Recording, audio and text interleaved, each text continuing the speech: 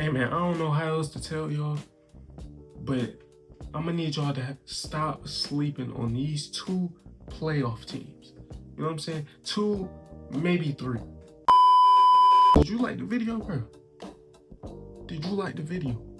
Like, comment, and subscribe. What's stopping you? Nothing. Exactly. Now enjoy the video. Now, the first one that y'all need to stop sleeping on is the Charlotte Hornets. You know what I'm saying? Now I'm gonna say the best for last. You know what I'm saying? But we just gonna start off with the Charlotte Hornets. You know what I'm saying? Now I know this may catch y'all by surprise, given that, you know, the Charlotte Hornets haven't never really ever been a threat. You know what I'm saying? Probably since the 90s. You know what I'm saying? Or the early 2000s when they had Chris Paul. You know what I'm saying? But this season, it seems a little different. It seems like they're starting to catch their rhythm. You know what I'm saying? It seems like they're starting to really stick to their identity and what's working. You know what I'm saying? It seems like they found their identity. You know what I'm saying? With LaMelo Ball and Con Knipple just putting up threes left and right. You know what I'm saying? Pretty much the new age Steph and Clay. You know what I'm saying? Now I know that might be a stretch given that Steph is the greatest shooter and Clay, you know, arguably second, third, fourth, fifth best shooter. You know what I'm saying? But if we talking about new age, you know what I'm saying? Look no further. There's LaMelo and there's Con Knipple. You know what I'm saying? And the stats speak for itself. You know what I'm saying? This season, you know, they went top 2 as far as threes made. You know what I'm saying? Over players like Steph. You know what I'm saying? Over some of the league's best 3-point shooters. You know what I'm saying? But yeah, you know what I'm saying? And just that alone is why I feel like they can cause a team problems. You know what I'm saying? Especially a young team. You know what I'm saying? Because the Hornets are a young team. You know what I'm saying? So it basically balances each other out. You know, or a team with not much experience. You know what I'm saying? In playoff basketball, you know, because, you know, the Hornets are a team that likes to get up and down the floor and likes to, you know what I'm saying, do the unpredictable plays. You know what I'm saying? Basically, everything they tell you not to do in basketball, the Hornets do. You know what I'm saying? The one-legged half-court shots, you know what I'm saying? The half-court threes, you know what I'm saying? Just off the strength and transition. You know, basically everything they tell you not to do, they do. The alley hoops off the backboard, the behind the back passes, no look passes, they do it. They do it all, especially LaMelo. You know what I'm saying? Now, the whole team might not do it, but LaMelo is the reason, you know what I'm saying, that the Hornets may be a team that causes problems for the opposing team. You know what I'm saying? Yeah, you know, it's because, like I said, he does the unthinkable. You know what I'm saying? When it comes to watching the game of basketball, LaMelo is one of a kind. You know what I'm saying? Like I said, he does everything that they tell you not to do. You know, and that can cause problems for that, because how can you prepare for that? How can you prepare for him shooting half-court shots? You know what I'm saying? How can you prepare for the transition threes? You know what I'm saying? How can you prepare for the one-legged threes out of bounds and, you know, fading away? How can you prepare for that? Then you have, I haven't even spoken about it, but then you have players like, you know, Brandon Miller coming down the lane, you know what I'm saying, flying through the air, you know, and yamming it down on your head. How can you prepare for that? You know what I'm saying? It ain't too much you can do to prepare for that. The only way you can prepare for that is if you have experience in those situations. If you have experience in the playoffs and you know what it takes to win playoff games. You know what I'm saying? And I think if they can run into, you know what I'm saying, a team with less playoff experience, such as a team like Detroit, you know what I'm saying, pretty much, or New York, you know what I'm saying, even though New York, they have experience in playoff basketball, but the reason why I put New York in there is because of how they play basketball. You know what I'm saying? The system that which they play in. You know what I'm saying? Because the New York Knicks are, a slow-paced team. You know what I'm saying? And they basically run their offense through one player and one player only. Like, you know who's getting the ball 80, 85, 90% of the time. And that's Jalen Brunson. You know what I'm saying? The other 10 goes to Cat. You know what I'm saying? And then that's another thing. You don't really, Cat, for some reason, is not accustomed to, being as dominant as he can. Forcing himself into playing with his back against the basket consistently. You know what I'm saying? There's times where he's on the perimeter watching Jalen Brunson ISO. You know what I'm saying? Not in the post asking for the ball, or not in the post, directing trap. No, he's the one that's on the perimeter. Like he's up there with the guards. You know what I'm saying? With the Josh Harts. You know what I'm saying? Watching Jalen Brunson ISO. You know what I'm saying? And like I said, if Jalen Brunson doesn't get off to a hot start, the New York Knicks struggle. You know what I'm saying? Pretty much throughout the whole game until the fourth quarter. And then they put the ball right back into Jalen Brunson's hands. You know what I'm saying? So they basically live and die by Jalen Brunson. You know what I'm saying? Which is not a bad philosophy, because it's pretty much worked, to this point, for the past 3 years. But there's times where you do see that causes major problems for their offense. Their offense becomes very stagnant. You know what I'm saying? Because they don't spread the wealth. You know what I'm saying? It's basically, we're going to run this ball through Jalen Brunson, and it's just going to bounce off of everybody else. You know what I'm saying? And Cat is going to get the next amount of bulk of touches. You know what I'm saying? But even Cat doesn't get as many touches as he needs for them to be successful. You know what I'm saying? Like I said, there's many times where you see him, he's on the wing, you know what I'm saying, up there with the guards asking for the ball. You know what I'm saying? Like he KD or somebody. You know what I'm saying? He's most effective when he's in the post, in the paint, playing with his back against the basket, being aggressive.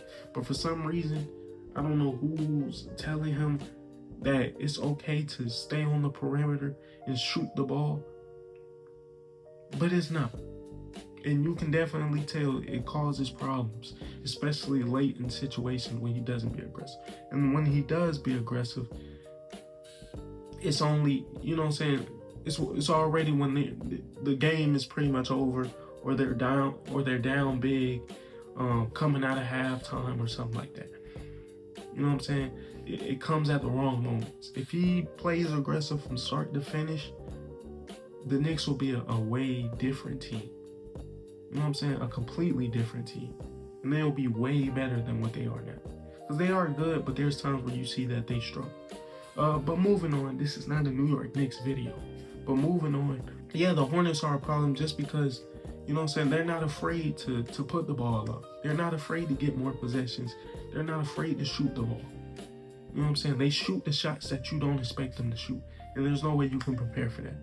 I think this team right here has the best chance to make a run. You know what I'm saying? Not only make it out the first round, but if they can catch enough rhythm, they can make a run for the finals. You know what I'm saying? They can be this year's Pacers. You know what I'm saying? As far as that underdog team that made it all the way that nobody expected. You know what I'm saying? And they have the pieces to do that. And that team is the Philadelphia 76ers. You know what I'm saying? Now, the reason why I put them in this conversation, and I think that they have the best chance, is because just look at the players that they have. They have proven, you know what I'm saying, star caliber players.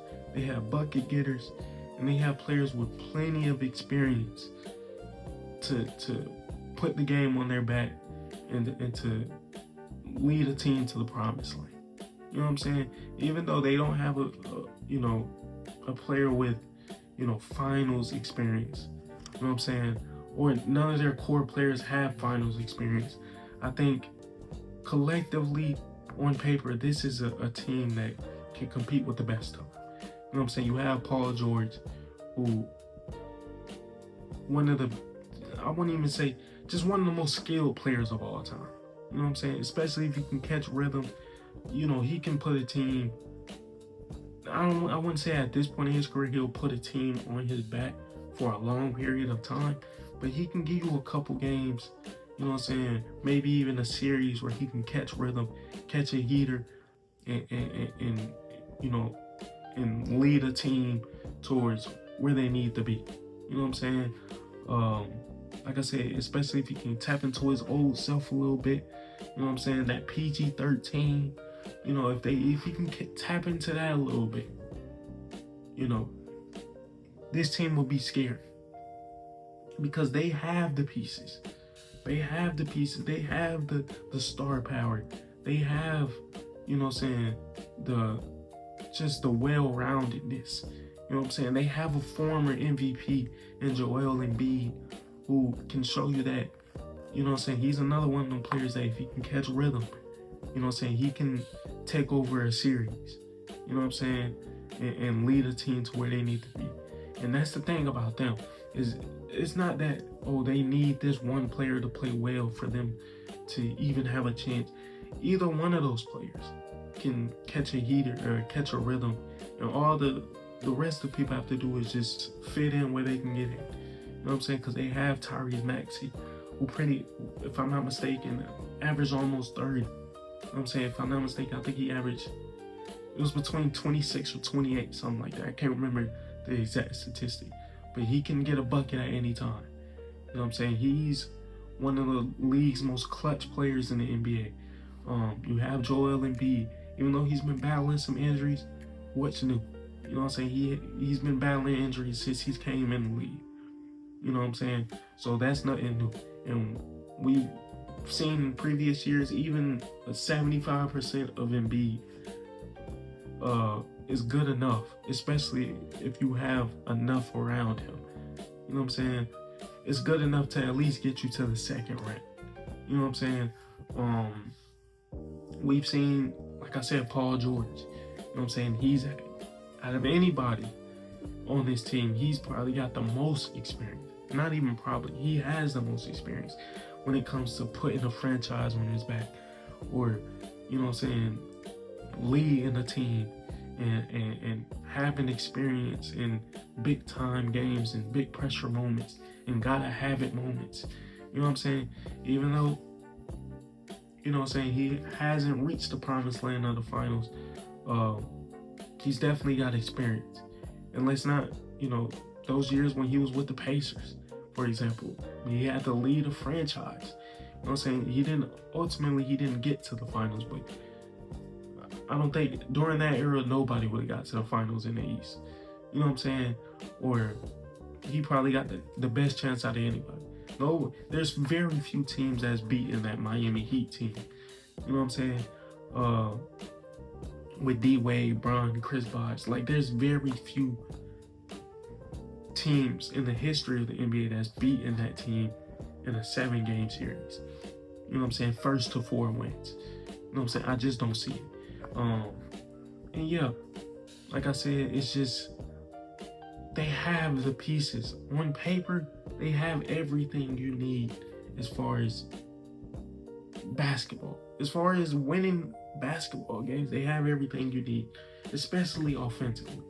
On paper, they probably have the most skilled offensive team in the NBA. You know what I'm saying? Besides a team like Boston. You know what I'm saying? Like I said, on paper. Now, when you watch it, it's totally different. But on paper, it's like, how can you count this team out? You know what I'm saying? And even at times when you watch them play, you know what I'm saying? It's like, you can definitely see the potential, the spark that they have, that they can take it all the way if they can just find a way to put it all together. And another thing that people are not talking about is that they've been missing some of their core players for most of the season. You know what I'm saying? Like, there's very few games this season that they've had their full roster. You know what I'm saying? Or full court. You know what I'm saying? So, Embiid missed some time. Paul George, you know what I'm saying, got suspended for I think 25 games, but I think before then he had missed some time. So it's like, you know, you have one of your core players missing a fourth of the season, you know, a third of the season. Then you got, you know, little nickname injuries here and there for Tyrese Maxey and Joel Embiid, you know what I'm saying, who missed some time. So it's like you haven't really got a chance to really see the full potential of this team for a long period of time. And if they can run into the right team, they will be a force to be reckoned with. You know what I'm saying? Don't be surprised if this team ends up making a run, you know what I'm saying, or beating one of the league's top teams, you know what I'm saying, in the East. You know what I'm saying? Me personally, I wouldn't look at it as an upset because you have everything. People forget when they signed Paul George, people had this team going to the finals. You know what I'm saying? Now, I know it hasn't lived up to expectations or this and that, but hey, we've seen in the playoffs, especially last season, playoff basketball is different than the regular season. You know what I'm saying? And you never really know. So don't count these, not even just the 76ers, but all the teams I just said. Do not count them out. Anything can happen. And I think these three teams have the best chance. Have the best chance out of anybody. You know what I'm saying? Out of all the major seeds. You know what I'm saying? In the East or West. Because the thing about the West is, I think the West is very top heavy. Like, you know, outside of the top 4, top 5 teams, there's really no chance. You know what I'm saying? There's really no chance that a team is beating the Nuggets in the West in a 7-game series. You know what I'm saying? Outside of the top 5. You know what I'm saying? Which is Spurs, Denver, OKC, you know what I'm saying, Rockets, and Lakers. Outside of those 5, there's nobody beating. You know what I'm saying? And I wouldn't even put the Lakers, because, you know, the thing about the West is they have a thing called big man. You know what I'm saying? And the thing about those big men that they have in the West, at times where they literally seem unstoppable. You know, with the Jokic and Wembanyama. You know what I'm saying? Even outside of big men, a player like Shea, you know what I'm saying, a player like Luka, LeBron, it's like, who's really stopping these players? You know what I'm saying? Who really is equipped, you know, as a lower seed, who's really equipped to stop these teams coming out of the West? You know what I'm saying? With the East, I would say it's more balanced teams and it's more matchup based.